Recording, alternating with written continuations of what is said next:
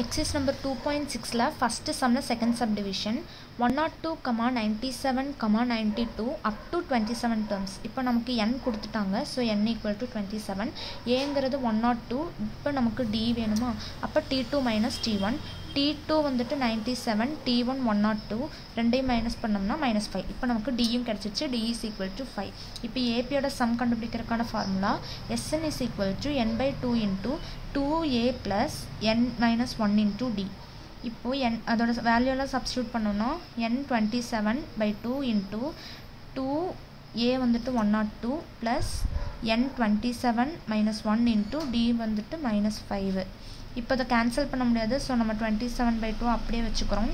into 2 into 102 204 plus 27 1 போச்சுன்னா 26 into -5. இப்போ 27 by 2 into 204 இதை ரெண்டத்தையும் மல்டிபிள் பண்ணோம்னா -130.